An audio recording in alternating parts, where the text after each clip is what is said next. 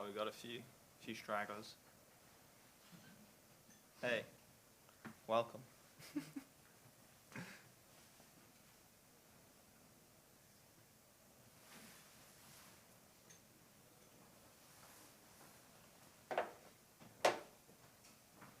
Yo, dude. Maybe I'll just wait like 30 seconds, see if anybody else comes in.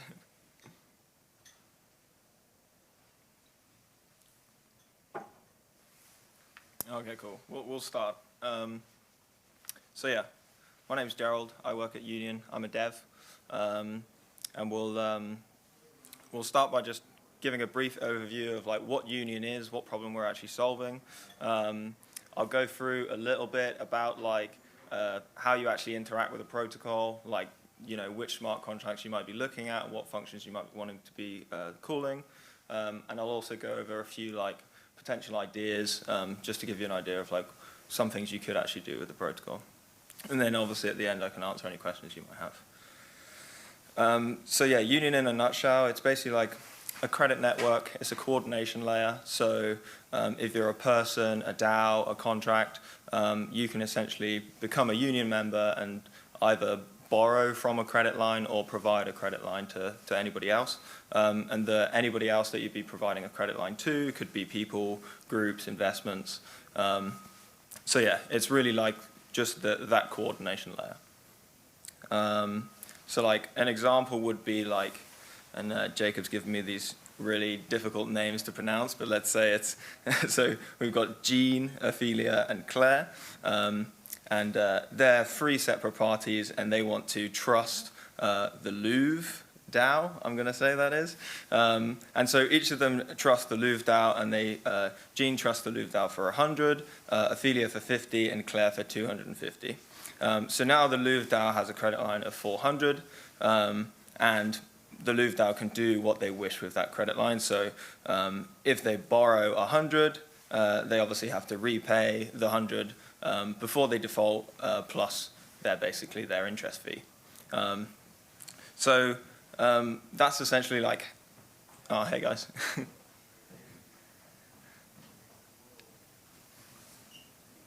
So yeah, that's essentially how Union works. And just to briefly go over that again, you basically have three parties. Each of them can trust a single contract, in this case the Louvre DAO. They can trust them for an amount. In this case, Jean for 100, Ophelia for 50, and Claire for 250. At which point the Louvre DAO now has a credit line of 400, and the Louvre DAO can borrow from that credit line, do what it wishes with the money, and as long as it repays it with interest, it won't go into default, and that's good for everybody else. So yeah, this is just an example of like the trust graph. You can have like one-to-one, you can have one-to-many, you can have many-to-one. So you can have all these different types of like borrowing and lending sort of schemes, and yeah, it's kind of up to you to define like what those might be. So yeah, that's basically what I just said. You can do, yeah, one-to-one, you can do one-to-many, blah, blah, blah. So with Union, we have this like onboarding process for new Union members. So in order to actually do anything on the protocol, or anything meaningful like borrowing, you have to be onboarded as a Union member. And to do so, you need to have free vouchers from existing members. And so this is kind of like a little bit annoying when you're just trying to build stuff, because you have to get these free initial vouchers.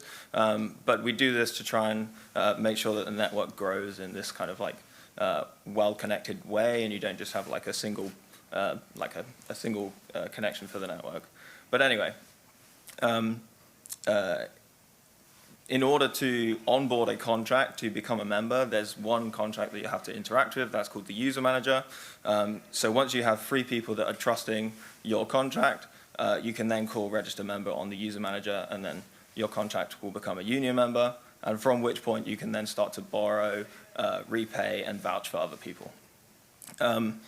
Also, when you call this register member function, you have to have one union, and at which point the union gets burnt. Anybody can call it, so it doesn't have to be the member that's trying to become a member.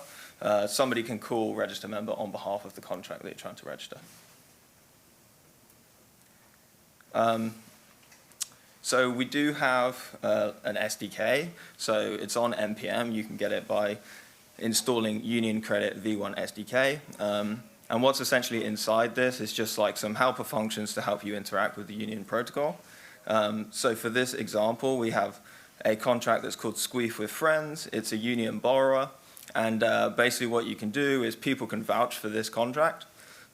This contract can then borrow from its credit line, and it can go long on Squeef. So assuming that you're vouching for this contract and you think that long-term ETH is going to go up, you might want to vouch for this contract.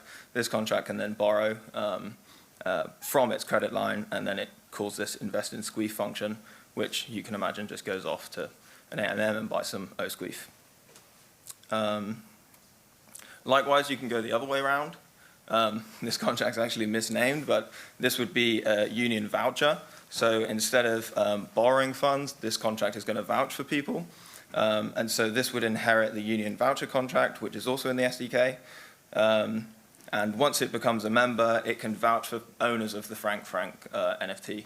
So if you're a holder of a Frank NFT, you can call this contract, and this contract will give you a credit line. So you can start building like little communities that maybe have some characteristic that you want to vouch for, and you can build contracts to vouch for people based on that.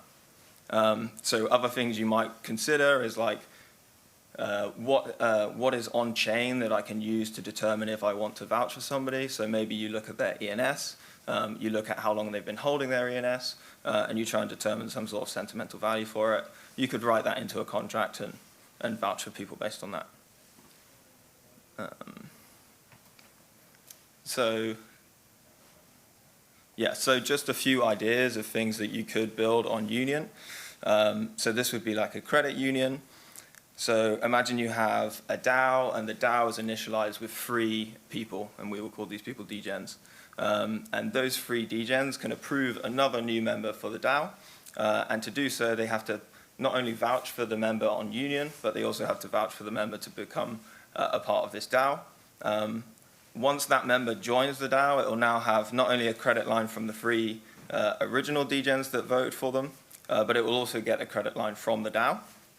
And this way you can start to build up like a pot of money in the DAO where you have a bunch of people that can that are members that can borrow from this credit line.